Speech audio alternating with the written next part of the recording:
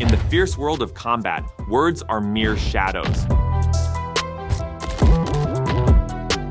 Many fighters boast with bravado, crafting a persona of fearlessness. But once they step into the ring, showmanship loses its power, and fists become the only language that matters. Welcome to the silence before the storm, where talk is cheap, and each strike carves the story of the fight. Sergey Kovalev versus Jean Pascal. See on Pascal's trunks, black boa, as in the black Balboa. He feels that he's going to need a kind of Rocky-type performance. Jean Pascal challenged Sergey Kovalev for his WBA, IBF, and WBO light heavyweight titles. Pascal taunted Kovalev leading up to the fight, claiming to be a wolf among sheep.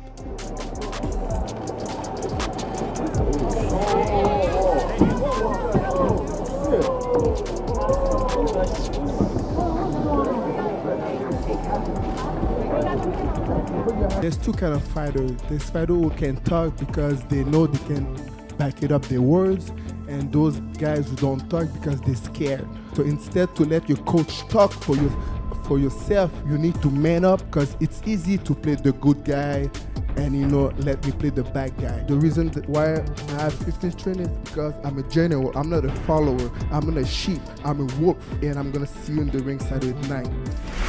Welcome to Belt Center, to this arena. Saturday night will be fighting two best boxers of light heavyweight division. Jean Pascal is tough boxer, and I will check how much.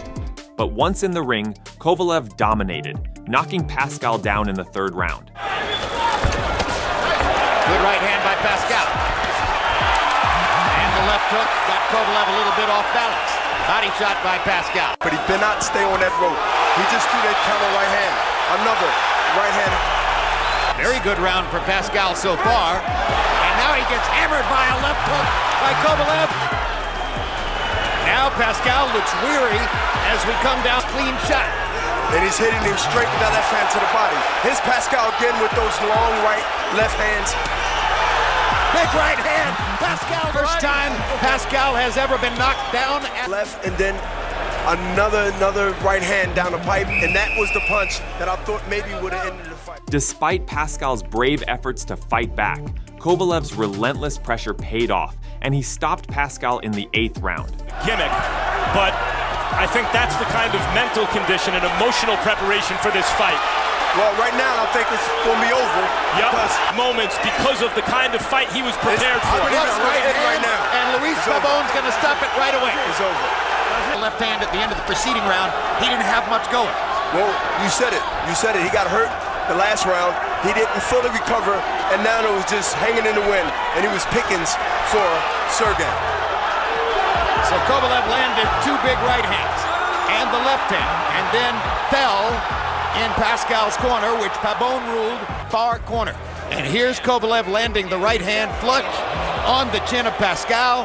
And at that moment, referee Luis Pabon says, "I've seen enough." Sergey Crusher Kovalev. Joel Casamayor versus Juan Manuel Marquez. Casamayor kind of channeling. Chopping right hand, double right hand. Two good right hands. I was thinking of a miniature Kimbo slice. Joel Casamayor, full of arrogance, tried to provoke Juan Manuel Marquez in the fight buildup by initiating a brawl during their press conference.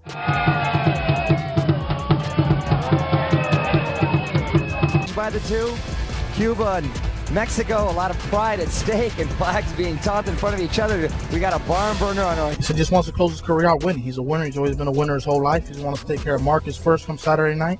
From there, we'll move forward. If it's not Pacquiao, it could be Haddon. If it's not Pacquiao or Haddon, it could be De La Hoya 47. All right, you're not a shy guy. Give me the prediction on Saturday night. What's going to happen? Knock him out. Knock him out. Knock him out. However, Marquez remained composed, letting his fists do the talking when the bell rang. There are a few times in Casamayor's career where he's been in a big fight where he believes he's strong. Uppercut in the right hand.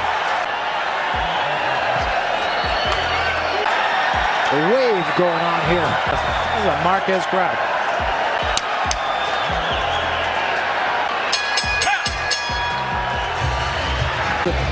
They're both giving themselves enough room to work on the inside. It's Casamayor's fight after the first 4 rounds. Has had the bigger individual punches. But Casamayor coming from that cut above the eye of Casamayor. To me like it as well. Didn't to me either. Got a delt up there by his chest to press the action. I think he's got to really respect that left hand. They're going to have to be concerned about it. Snuck a shot. Casamayor a little bit. Nice combination from Marquez. Sharp right hand by Casamayor, or rather by that last round. I thought he, if anybody has dominated any... That perfect right hand, then he... Marquez found his rhythm after a few competitive rounds and dropped Casamayor with a vicious right hand in the 11th round. He knows. He's probably completed for him. And a left hand by Marquez. Well, took a good shot right there. You're looking at 2 of the best. I think that's a good fight. And he drops him in a big right. Last 20 seconds. Got 20 seconds to go. And Marquez will come in for the jump on him. Casamayor's never been knocked out. He's down again. And that's it. Casamayor's cocky pre-fight antics were punished as Marquez handed him the first knockout loss of his career, proving that showboating before a fight doesn't guarantee success in the ring. Tim Tszyu versus Jeff Horn. Protect yourself at all times. Touch him up. Jeff Horn was dismissive and arrogant heading into his fight against Tim Tszyu, attributing Tszyu's opportunity solely to his legendary father's name. Horn taunted Tszyu, claiming he was the superior fighter. Look, Tim only got this fight because of his last name. If he was Tim Smith or whatever, he wasn't going to be getting this fight because I'd be looking at bigger and better things. But look, the Tszyu name is red hot. His father was an absolute legend, and that's exactly why this fight is happening. Look, yeah, I'm shocked at the odds. I can't believe that I'm that much of an underdog for this fight. But I love being underdog. It makes me fight, I think, to that next level. And stadium fight added in that. All these things are a mix of me having my greatest victories, and this is going to be one of them. Doesn't matter. I guess he hasn't never fought at the level that I've fought at. So I guess this is an introduction to him, and we'll see how he goes. And he quite likely could be a world champion or multiple world champion one day and replicate what his dad did, but I guess time will tell. But once they were in the ring, karma quickly caught up to Horn.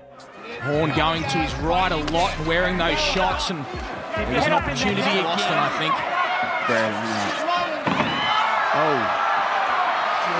As he's wrestling, he's just standing there holding him off.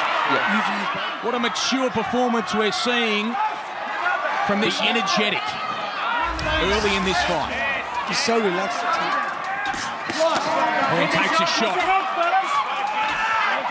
Beautifully. He hangs on, a minute remaining in the second. Tszyu unleashed a relentless barrage of body shots and combinations, dropping Horn several times. Leading with his head and ducking down, so the right uppercut will come into play. There it is. At the moment, he's just not showing it. No, when he brings that right hand up the middle, it's going to be a big problem for Jeff Horn. There we go. Again, just watch all the roughhousing, okay? Let's just box. Time, box. He's away from him then. Didn't even try and get inside. Now he does. You're holding, fellas. Fight it. Stop. Now, a lot goes in favour. Tim will pick that himself. Jeff Horn to the massive right hands. And the great thing, Ted, is Tim's using no energy as he's just lunging in. He's lunging in every time. It's done. It's done. Tim's confident. He's got a real hop in his step. Big shot. It was a left hook, left uppercut from Tszyu. Tim will get a lot of confidence. Uppercut 2 from Tszyu. Which should have been really just placed to be comfortable. There's that left. Another battering in that. By the 8th round, Horn's corner had to throw in the towel, leaving him humiliated by the fighter he had so confidently belittled. There's the uppercut. Horn gets through. Taking deep breaths and looks like a beaten fighter. Body shots are really hurting him. He's not rushing himself. He's just waiting and looking for the opportunity. And he is not in this fight. Downstairs again goes Zoo. Look at what this fight's doing to him. Oh, those body shots. That one throws his right hand that misses. I don't want to. I don't want to. What do you want to do? What do you want to do? That says it all. That's a terrible thing. The fighter's not going to say that. They've stopped the fight. Of course they have. And he's an all-new Zoo. And now he's a superstar. Tim Zoo.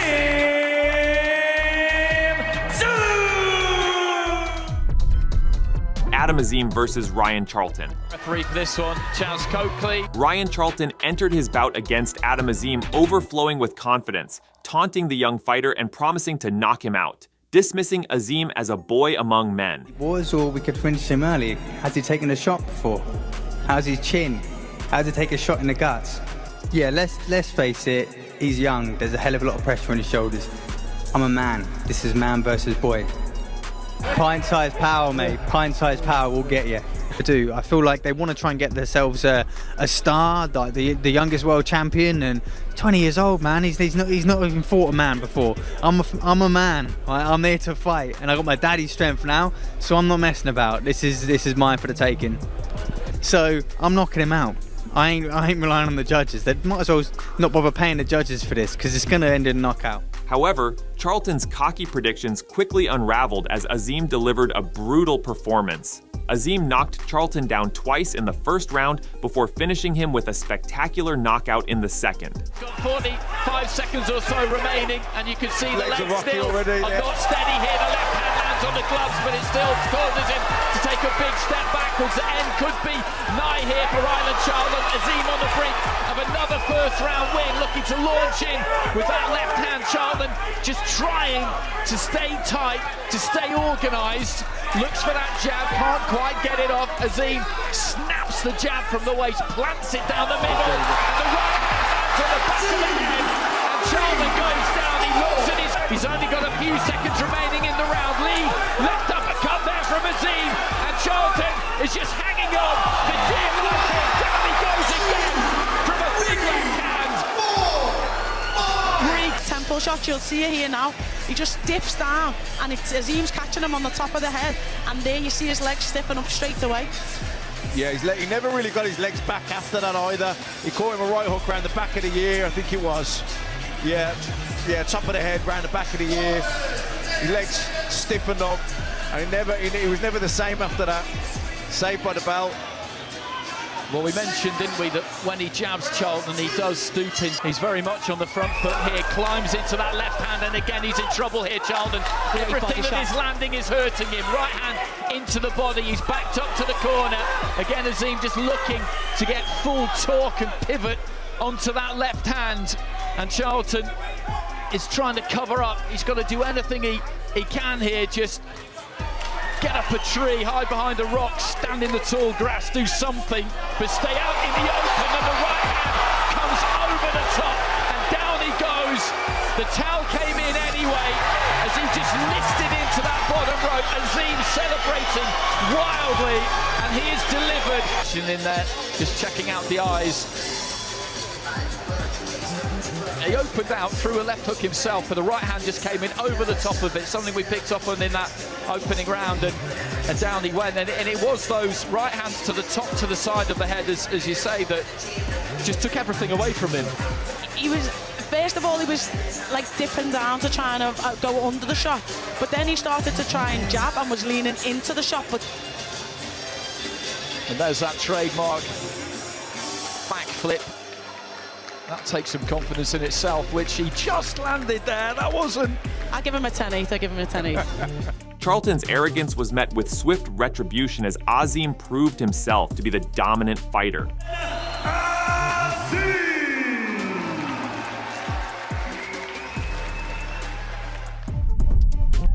Jake Paul versus Ben Askren. An MMA champion as well. Here comes Funky Ben Askren. You came out to that George Clinton in Parliament on your motherfucking. That is not a motherfucking robot. He said that NFL teams have mascots. That level of the game. Go ahead, Jake. I wish I was so I could be that happy. Dude. Jake Paul, undefeated, bringing a large robot into the ring.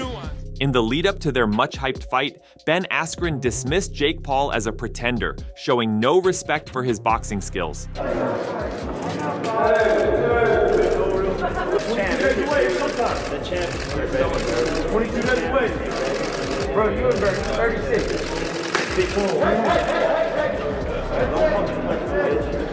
Yeah, it's interesting. Like I said earlier, I knew of Jake and Logan when I took the fight, but I didn't know a whole lot about Logan or his little brother. And one of the things that I can't believe is in MMA, I was kind of the heel. I was kind of not liked that much. I appreciated about him earlier, I said it, is that, and his brother too, they have somehow convinced their fans that they're real fighters. It's tremendous. It takes an act, it takes a show. He's done that. He says, pulling the fire truck, me eating rice and chicken and shit like that. I'm in this for life. That's tremendous. Appreciate that, Jake.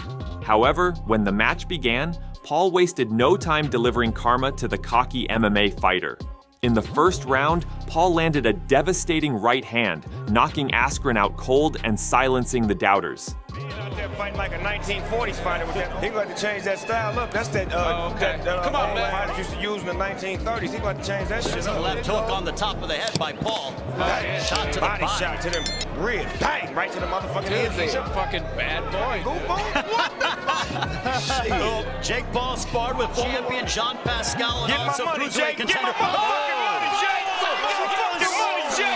Get my motherfucking money, Jake! Get my motherfucking money, Jake! My motherfucking money, Jake! Yo, let's do this. Finish him! Finish him! What a right hand! And that's what is it! Jake Paul! Jake motherfucking Paul! 2 million motherfucking nigga! 2 million guys on the zillion! 2 million! Turn up here, come on, Jake! This, how the fight finished off. Come on home, Jake. 2 tickets on the house. Oh boy. A jab and a straight right hand. Say that, Ben Askren has been hit by some MMA folks and not gone down. That's the difference. Jab.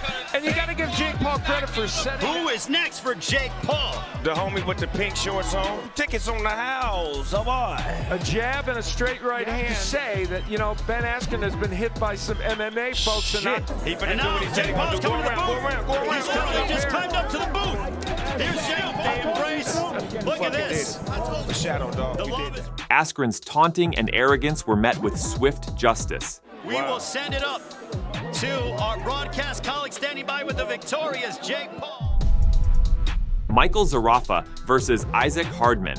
This IBF title eliminator saw Michael Zarafa square off against Isaac Hardman after a heated buildup filled with insults and a press conference brawl instigated by Hardman. Just because I'm going to punch this bloke's head and he's Maltese, who cares? I don't care about that. I'm going to smash this bloke. It doesn't make me racist. Hey, relax. You're emotional. Tomorrow night we settle it anyway. Yeah, you're just a sook. You're a sook. You're a racist sook. And let's look forward to tomorrow night. Thank you, ladies and gentlemen. Thank you very much.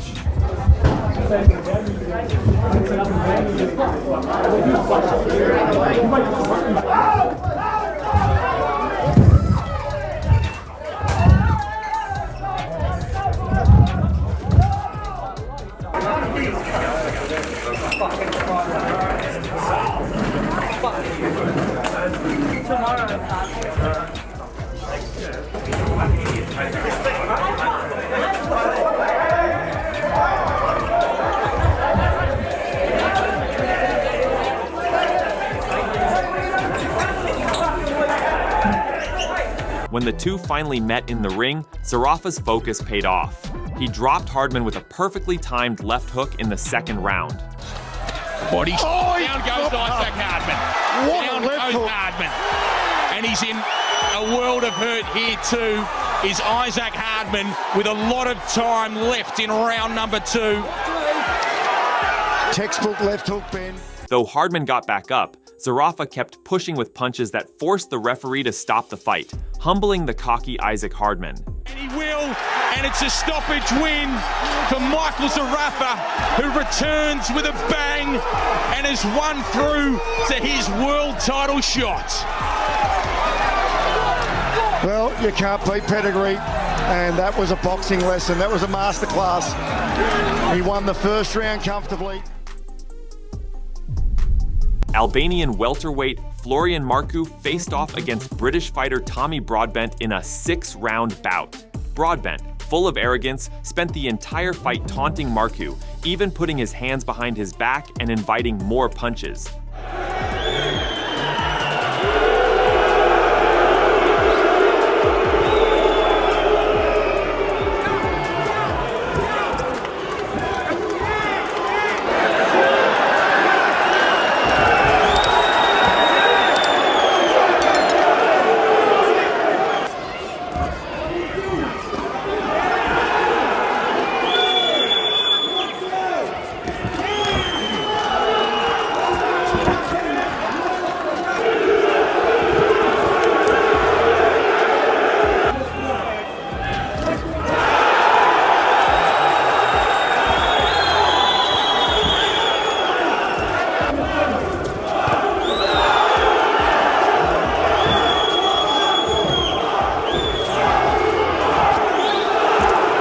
However, Marquez remained calm and patient, biding his time until the final round.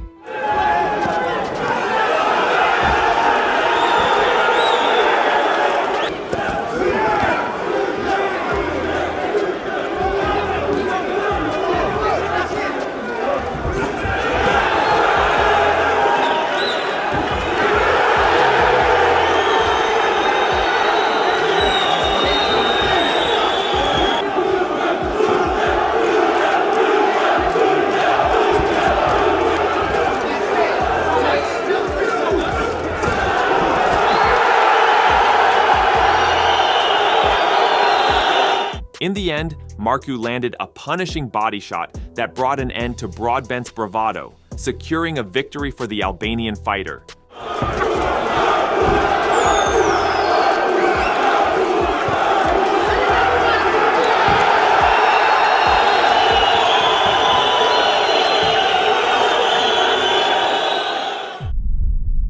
In this 1998 classic, 22-year-old Mexican sensation Marco Antonio Barrera defended his WBO super bantamweight title against Olympic gold medalist Kennedy McKinney.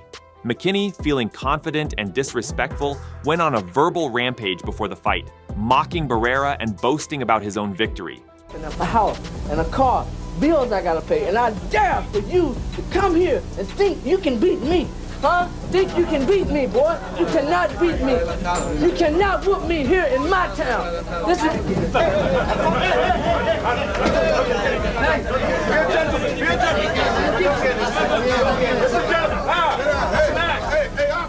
However, Barrera made him pay for those words, dominating McKinney throughout the fight. Right hand of his own, but he's getting hit a lot more than he's expecting this early, I'm sure. McKinney's been knocked down in his career. Barrera knocked McKinney down 5 times and ultimately won by TKO in the 12th round, humbling the overconfident American.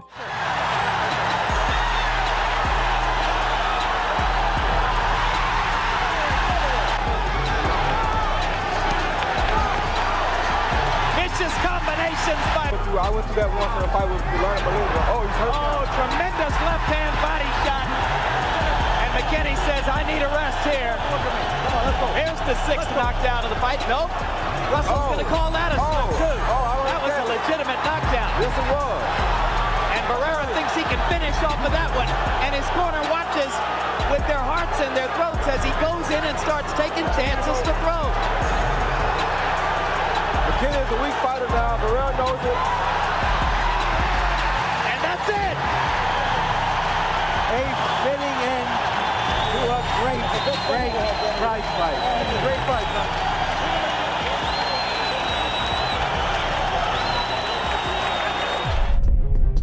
Adonis Stevenson was defending his WBC light heavyweight title against Thomas Williams Jr., who rocked Stevenson with several hard punches in round 2. Williams mocked the champion by dancing at the end of the round, confident in his performance. He was laying a shot that gets the champion's attention, but again, he's a sitting duck for that straight left hand. Yeah, Williams is opening up now. In one way or another, this thing doesn't have the look. Oh, nice right. Something that's going to go long. Williams scores. Adonis needs a little bit of range to throw. He likes the straight left. That requires some space. And Williams now trying to take it away from him. Come top dog. Stevenson trying to there he gets inside. Hits Stevenson with a combination. The champ was staggered at the end of round 2. And some mugging by Top Dog. Round 2, the end of the round, Jimmy, some action by Top Dog. Because he's changing the range, getting inside, throwing combinations. This is not where Adonis, Superman Stevenson wants the fight. But Stevenson, unfazed by the showboating, made Williams pay in the 4th round by landing a brutal left hand that ended the fight. These uppercut, just body shot, another body shot, and another by Superman. And that could be it. 5, 6, 7, 8, 9. Stevenson didn't even need to see the count. It is over. Superman retains the championship belt. All he could handle, uppercuts, body shots, they wore him down for that beautiful left hand. Hey guys, he was just outmanned tonight. We knew which side it would come from, the left hand. Look at it here. Was that not a 6-inch punch? Beautiful, close range shot, and Williams drops right to his knees. You drop face down. But for Adonis Stevenson to take those type of shots and still have this type of power, I don't know what light heavyweight can stand in front of that. He says it's the best left hand in the world. It just earned him. Stevenson retained his title, proving that arrogance doesn't win championships.